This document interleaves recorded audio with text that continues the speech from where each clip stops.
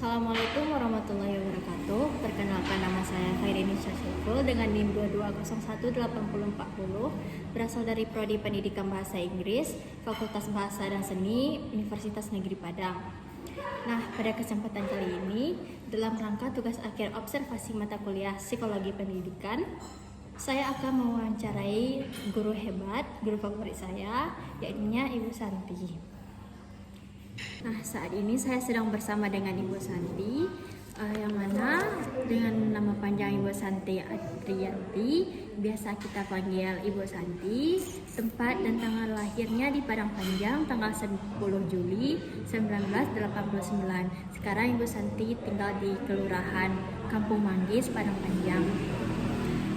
Ibu Santi menempuh pendidikan SD di SD 08 Kampung Manggis, SMP di SMPN 2 Padang Panjang, kemudian lanjut di SMA 2 Padang Panjang, kemudian melanjutkan studinya ke perkuliahan di Universitas Negeri Padang dengan jurusan S1 Pendidikan Sejarah. Alhamdulillah, Ibu Santi tamat di tahun 2012. Setelah menamatkan kuliahnya di Universitas Negeri Padang, Ibu Santi bekerja sebagai sekretaris di Koran Haluan Riau selama 2012.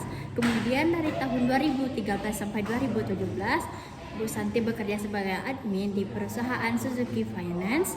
Kemudian pindah lagi ke Padang Panjang dari tahun 2018 sebagai guru sejarah di SMA 1 Sumbar sampai tahun 2023 saat ini. Hingga seterusnya, Bu. Insya Allah, amin. Selamat siang, Ibu. Bagaimana kabarnya? Siang juga, Ica. Alhamdulillah baik. Ibu, setelah sekian lama kita bertemu lagi ya, Bu. Saya sangat merasa senang sekali bisa bertemu lagi di kota kecil yang indah ini. Penuh kenangan? Ya, Masya Allah.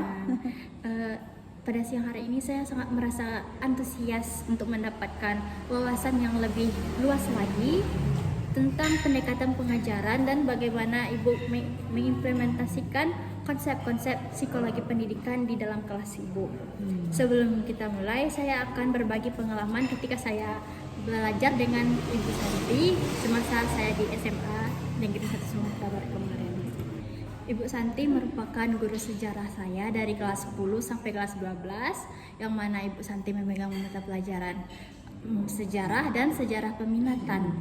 Saya sangat senang belajar dengan Ibu Santi karena pertama, Ibu Santi itu orangnya baik, sabar, ceria, positive vibes. Jadi sangat-sangat tidak bersemangat pun kita di dalam kelas itu, tapi karena belajar dengan Ibu Santi, positive vibes-nya, aura positifnya tuh mengalir ke kita gitu. Jadi kita hal itu membuat kita semangat lagi untuk belajar gitu.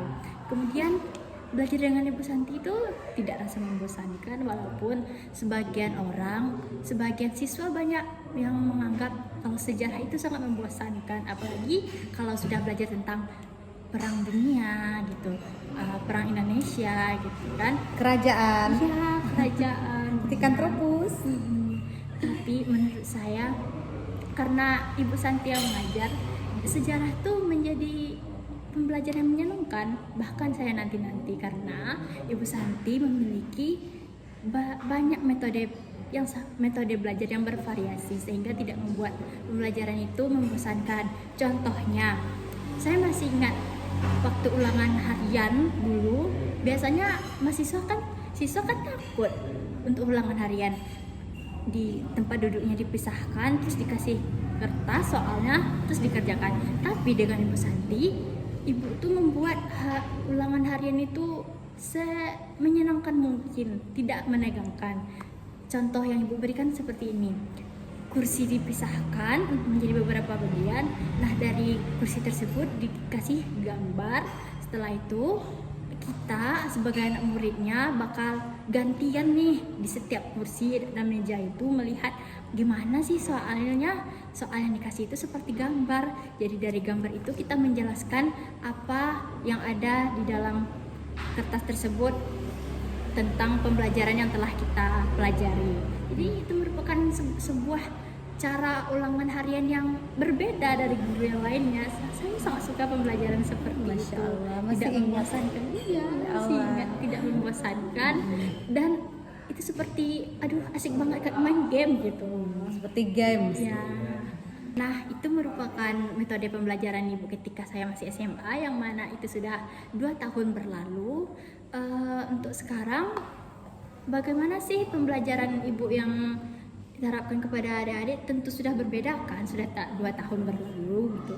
Jadi boleh nggak Ibu jelaskan kepada saya dan kita semua, bagaimana sih cara mengajar Ibu yang sekarang, metode apa dan variasi seperti apa yang Ibu laksanakan? Oke.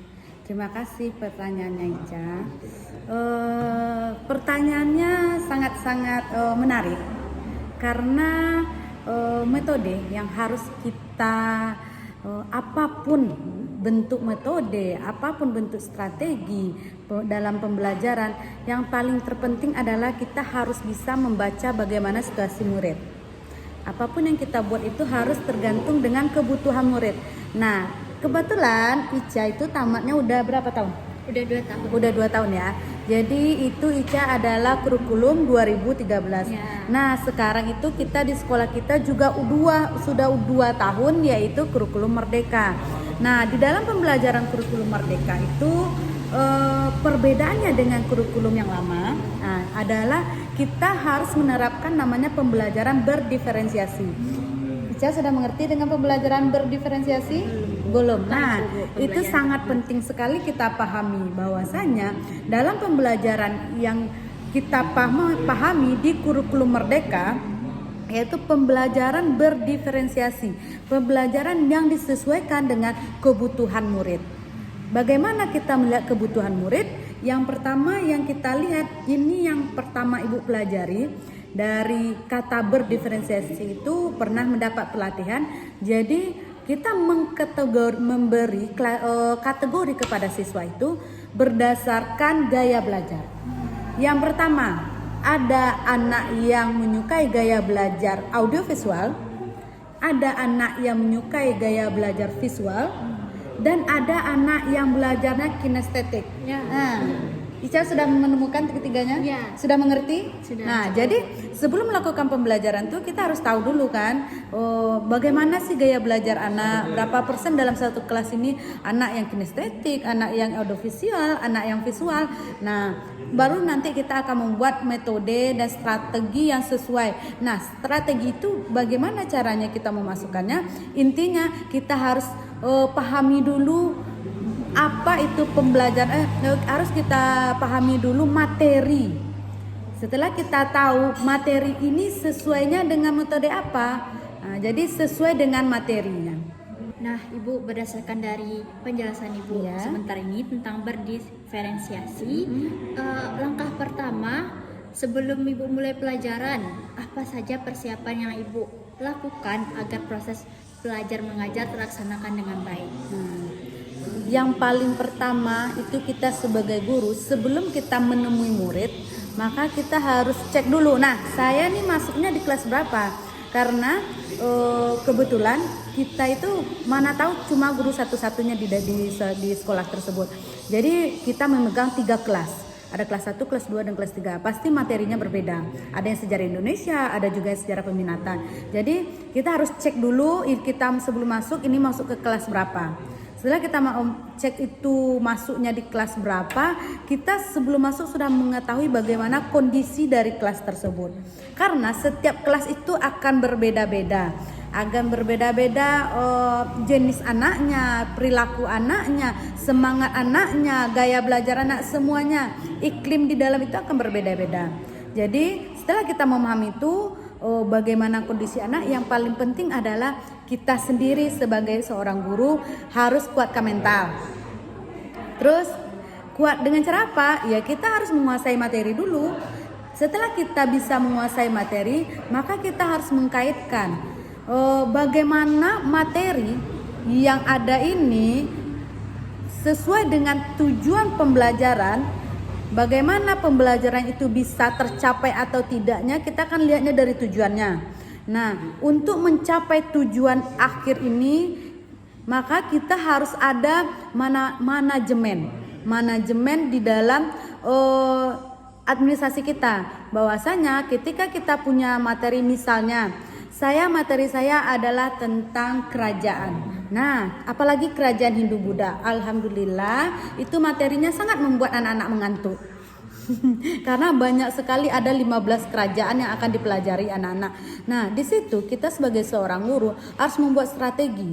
Bagaimana anak tersebut tidak bosan, karena mereka pasti sudah pernah di kelas seperti 9 atau kelas 8 atau di SD juga pernah pasti mendengar tentang kerajaan-kerajaan Islam seperti Tarumanegara, kerajaan Samudra Pasai, Majapahit, pokoknya semua kerajaan pasti mereka pernah udah mendengar. Dan sekarang di kelas 11, di kelas 12 mereka belajar lagi yang namanya kerajaan, pasti membosankan.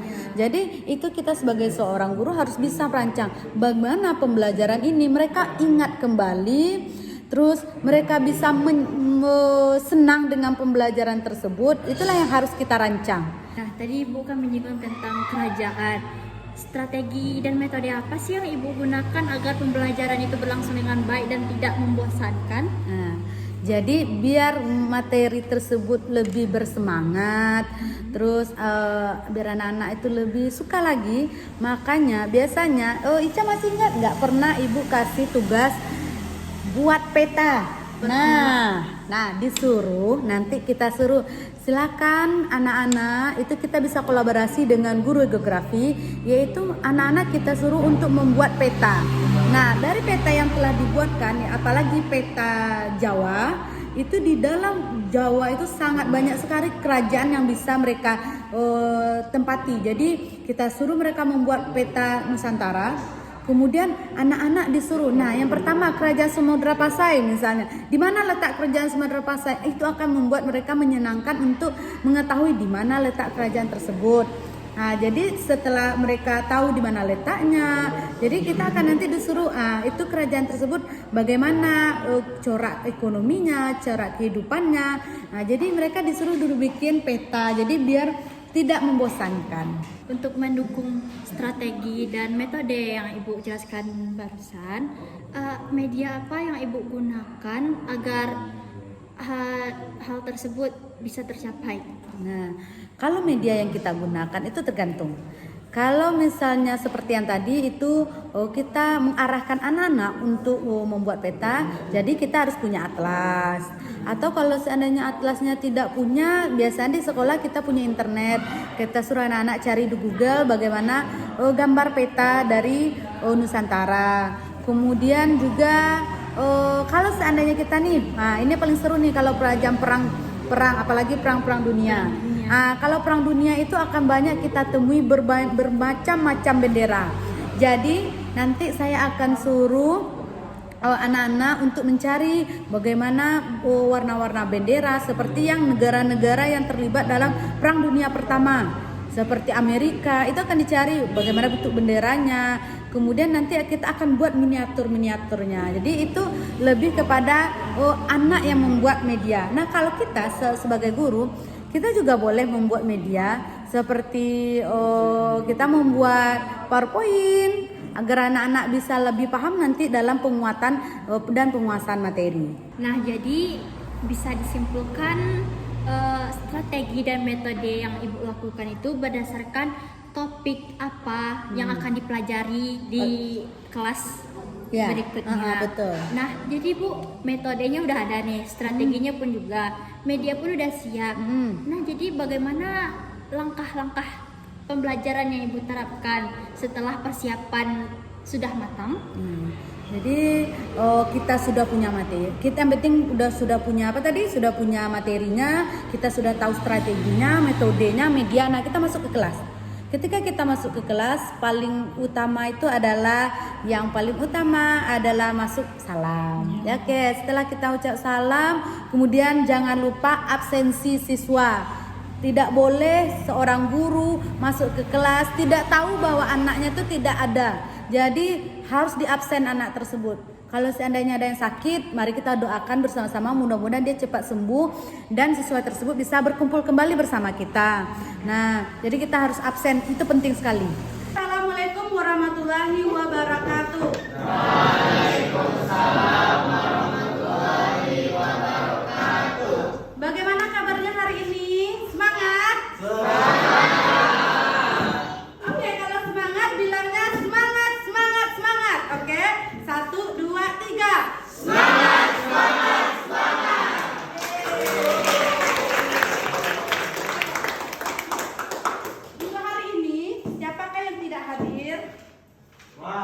Siapa yang tidak hadir hari ini? Kalian di mana? Auding. Terus siapa lagi? Khalil izin. Oke. Nah, sebelum kita memulai aktivitas kita pada hari ini, kita berdoa dulu. Silakan dipimpin sama ketua kelas. Silakan ketua kelas pimpin doanya.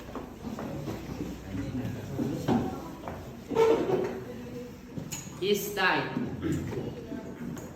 Iqra basmalah wa doa.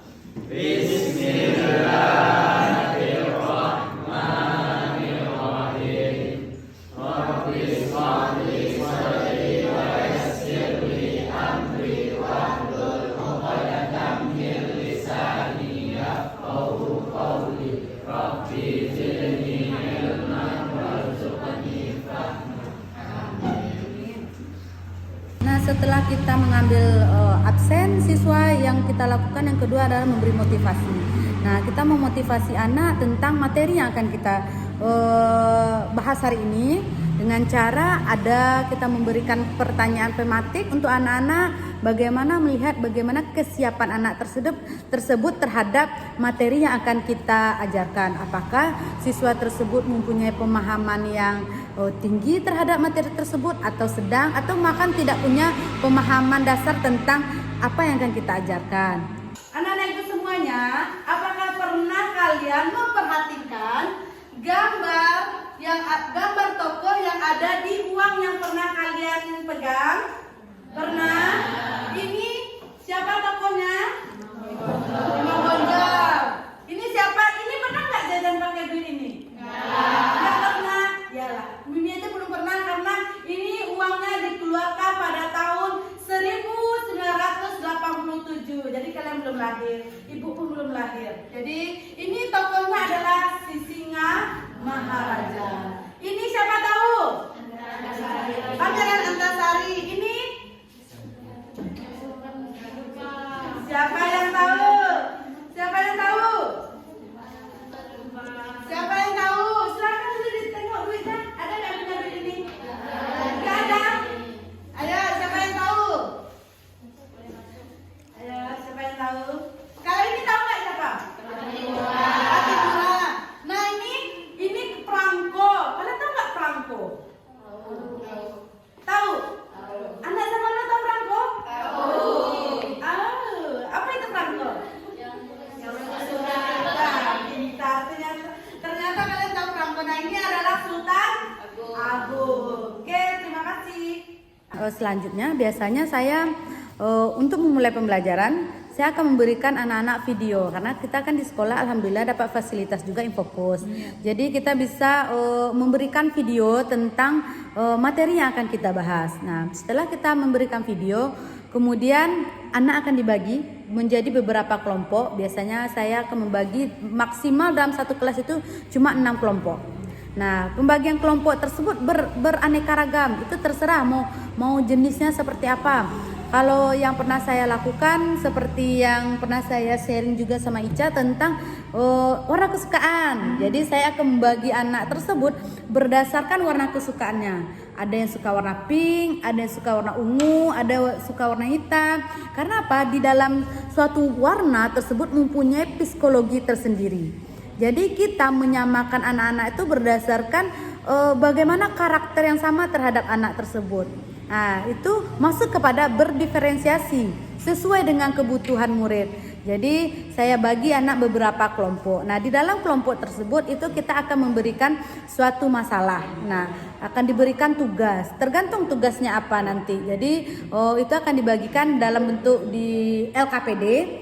Jadi di dalam LKPD itu sudah ada langkah-langkah, sudah ada prosedurnya. Jadi anak-anak bisa melihat dengan jelas apa yang tahap-tahapan yang harus mereka lakukan. Jika kurang mengerti itu boleh ditanyakan kepada guru ataupun ke temannya.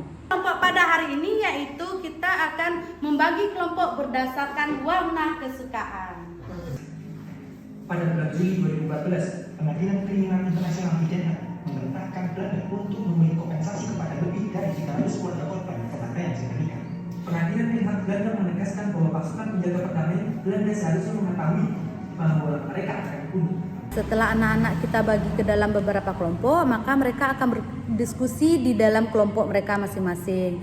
Jadi akan diberikan beberapa pertanyaan ataupun beberapa masalah di dalam tugas mereka tersebut. Nah, selanjutnya yaitu setelah mereka menyelesaikan tugas tersebut, maka anak-anak akan menampilkan apa yang telah mereka diskusikan. Jadi, dimulai dengan kelompok yang sudah selesai akan mendiskusikan hasil dari diskusi kelompok mereka. Nah, sedangkan kelompok lain itu menanggapi bagaimana hasil diskusi dari kelompok tersebut. Nah, setelah terjadi diskusi antara anak, maka nanti guru akan memberi penguatan kepada anak-anak tentang materi yang telah dibahas oleh anak-anak. Guru juga akan membahas kembali bagaimana hasil diskusi tadi dan menyimpulkan materi tersebut sesuai dengan seharusnya. Yang kedua, mengembangkan pengetahuan ilmu agama dan cara-cara hidup menurut agama Islam. Dalam rangka mewujudkan tujuan tersebut, usaha yang dilakukan Muhammadiyah adalah yang pertama, mendirikan sekolah-sekolah yang berdasarkan agama Islam. Yang kedua, mendirikan poliklinik, rumah sakit, rumah yatim, masjid, dan lain sebagainya. Dan yang terakhir, menyelenggarakan kegiatan-kegiatan keagamaan.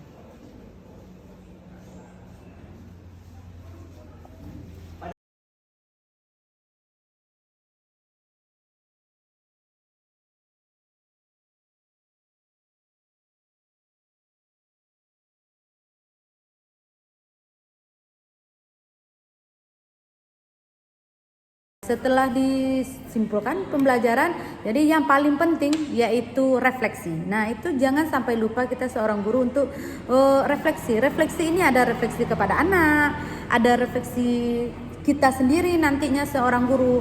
Jadi untuk anak itu biasanya saya akan membagikan dalam bentuk kertas kecil. Jadi di situ nanti akan ada bagaimana beberapa pertanyaan yang harus dijawab anak-anak refleksi, yaitu bagaimana kondisi Anda pada hari ini. Jadi kita menanyakan anak tersebut bagaimana kesiapannya. Terus yang kedua saya tanyakan bahwasanya bagaimana pembelajaran hari ini. Apakah mereka mendapatkan pembelajaran hari ini ada pembelajaran bermakna atau tidak. Dan yang ketiga, apa yang bisa mereka simpulkan dalam pembelajaran hari ini. Jadi kita perlu sekali untuk refleksi peserta didik, dan juga nanti guru juga harus refleksi terhadap guru itu sendiri. Karena apa? Nanti di kelas yang lain, agar apa yang kurang di kelas yang ini pasti kita bisa menutupi di kelas yang lain. Jadi karena nanti akan berbeda-beda di setiap kelas itu, walaupun materi sama, tapi moodnya, suasananya akan berbeda-beda di kelas yang lain. Kami hari ini sangatlah mengasihkan karena kami ini adalah orang-orang yang beragam. Jadi kami diberikan tugas-tugas yang sangat beragam. Kami diberikan tugas yang menyesuaikan dengan diri kami sendiri. Kami merasa sangat senang terhadap tugas yang diberikan karena itu menyesuaikan dengan diri kami. Kami dapat mengekspresikan diri kami masing-masing yang tentu berbeda. Setelah materi diberikan, telah terjadi proses diskusi, terus telah dijelaskan oleh guru dan disimpulkan, kemudian diberi refleksi. Nah, tahap selanjutnya bagaimana cara Ibu mengetahui pemahaman siswa terhadap materi yang telah disampaikan? Nah, cara kita sebagai seorang guru untuk melihat bagaimana pemahaman siswa yaitu dengan cara asesmen, yaitu penilaian. Nah, penilaian yang dilakukan guru itu ada dua. Yang pertama namanya asesmen diagnostik. Asesmen diagnostik itu biasanya digunakan guru pada awal pembelajaran. Jadi ketika awal pembelajaran setelah absen tadi itu diberikan dulu tes awal namanya, kemampuan dasar anak. Kemudian yang kedua juga pas di terakhir pembelajaran itu juga dilakukan tes lagi kepada anak. Bagaimana tes yang tadi bagaimana melihat pengetahuan awalnya. Nah, yang ini yang di tes yang terakhir adalah melihat bagaimana pemahaman siswa. Apakah siswa itu mengerti, tidak mengerti, sangat mengerti. Jadi itu perlu kita pemetaan di akhir pembelajaran dengan melakukan tes lagi kepada anak. Nah, Ibu, setelah dilakukan penilaian bagi siswa yang udah mengerti, mereka kan udah bisa lanjut ke tahap berikutnya kan. Terus bagaimana dengan siswa yang belum paham dengan materi yang telah dijelaskan sebelumnya? Bagaimana cara kita untuk menanggulangi hal yang terjadi pada siswa tersebut? Oke, ya itu pertanyaan penting sekali karena seperti ini. Setelah kita melakukan tadi ada tes kepada anak, apakah dia mengerti, tidak mengerti, bahkan sangat mengerti. Nah, untuk anak yang bisa dibilang sangat mengerti atau mengerti, itu kita kasih pengayaan. Kalau dia mau lebih lagi tahu dalam topik tersebut, nah itu dikasih pengayaan. Nah, permasalahannya anak yang tidak mengerti, yang tidak mengerti sudah diskusi, sudah dijelaskan juga tidak mengerti hasil tesnya, maka perlu kita lakukan remedi. Nah, ya jadi kita harus melakukan remedi kepada anak-anak tersebut.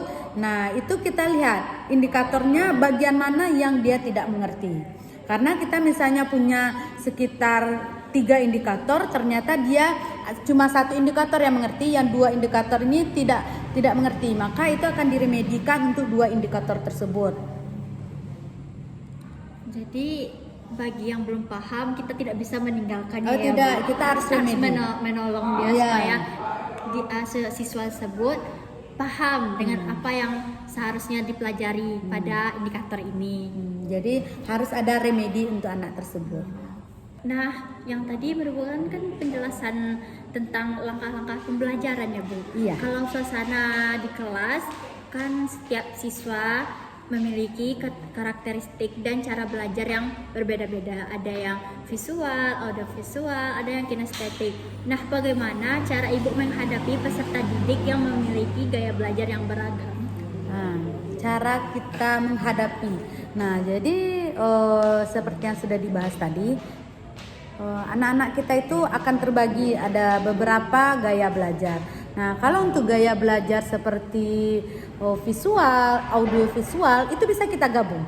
Kita akan memberikan video pembelajaran. Jadi dari video pembelajaran itu anak-anak bisa belajar. Nah, nanti tagihan akhir tugas kalau seandainya kita memberikan tugas juga mereka juga akan kita minta untuk membuat seperti ada yang membuat video atau ada yang juga membuat PPT atau boleh nanti dalam bentuk peta mapping atau peta konsep digital, terserah. Itu anak yang visual dan audiovisual. Nah, sedangkan kalau anak yang kinestetik itu biasanya akan diberikan carta. Jadi nanti akan Ibu berikan seperti jadi dia nanti akan Ibu beri pecahan-pecahan kertas. Jadi di kertas itu akan Ibu buat materi-materi.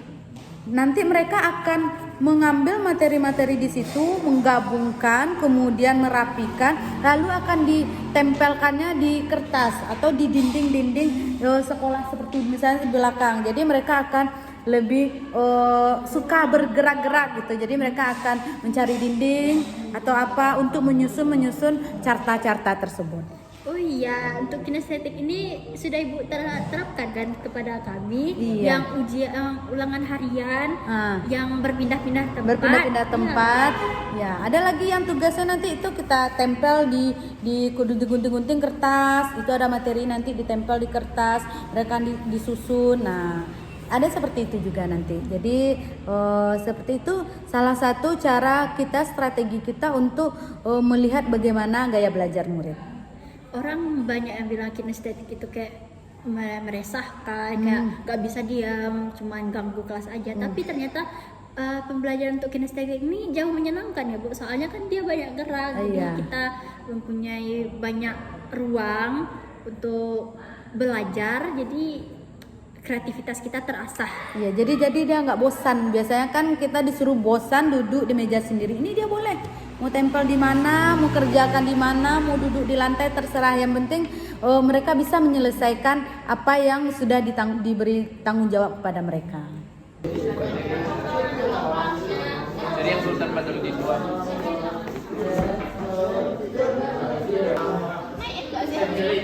Itu kecilku apa? Di kanan. Nah, sekarang Ibu kan memegang mata pelajaran sejarah ya, Bu. Yang mana mata pelajaran sejarah itu sangat banyak materi. Dan mungkin ada di antara siswa-siswa Ibu yang merasa, aduh capek banget deh belajar sejarah, materinya banyak banget. Aduh stres, sejarah lagi materinya nggak kelar-kelar, nggak habis-habis gitu kan. Jadi nanti takutnya anak-anak murid itu merasa stres, tertekan gitu. Jadi bagaimana strategi yang Ibu terapkan untuk membantu siswa yang mengalami stres atau kecemasan terkait dengan pembelajaran? Oke, terima kasih pertanyaannya Ica. Nah, untuk materi sejarah, Ibu bilang sama anak-anak. Nah, sejarah ini adalah pelajaran yang menyenangkan. Jangan dibuat stres. Karena apa? Di sekolah kita itu fokusnya biasanya kita adalah sekolah yang fokusnya lebih kepada untuk IPA ya, Ica ya. Jadi anak-anak itu lebih banyak pelajarannya beratnya di IPA. Nah, makanya Ibu buat bilang sama anak-anak, ini pelajaran yang menyenangkan, ini pelajaran yang ibaratnya tuh kita hanya mengenang masa lalu, hanya happy-happy aja, bukan pelajaran yang berat yang harus mengalihkan X tambah Y pangkat 5, tidak. Jadi itu hanya pelajaran yang membuat kita happy. Jadi berikanlah pemahaman ke anak bahwasanya pelajaran ini menyenangkan loh. Bagaimana pelajaran ini bisa membawa kita tuh tenang, tidak perlu stres, tidak perlu takut dengan pembelajaran sejarah karena pembelajarannya itu sangat-sangat menyenangkan sekali.